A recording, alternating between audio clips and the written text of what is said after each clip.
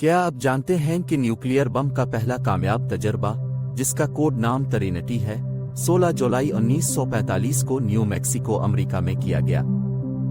دوسری جنگ عظیم کے دوران ہیروشیما پر گرائے گئے بم کی دھماکے کی طاقت تقریباً 15,000 ٹن TNT تھی۔ سائنسدان بم کی طاقت کے بارے میں کلو ٹن اور میگا ٹن جیسے الفاظ استعمال کرتے ہیں۔ اب تک کا سب سے بڑا نیوکلیئر بم سوویت یونین کا تسر بمبا تھا، جس کی طاقت 50 میگا ٹن تھی۔ تسر بمبا ٹیسٹ اتنا طاقتور تھا کہ اس کی لہر نے 3 بار زمین کا چکر لگایا۔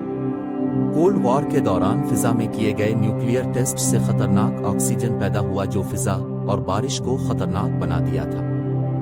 کولڈ وار کے دوران بچوں کو سکھایا گیا کہ وہ بم حملے کی صورت میں خود کو کیسے محفوظ رکھ سکتے تھے۔ ڈومس ڈے کلاک، جس کا مطلب ہے قیامت کی گھڑی، یہ ایک ایسی گھڑی ہے جو بتاتی ہے کہ ایٹمی جنگ کتنی قریب ہے، جس سے دنیا تباہ ہو سکتی ہے۔ اس کی دیکھ بھال نیوکلیئر سائنسدان کرتے ہیں۔ 2017 میں نیوکلیئر ممالک نے نیوکلیئر ہتھیار استعمال نہ کرنے کا وعدہ کیا تھا۔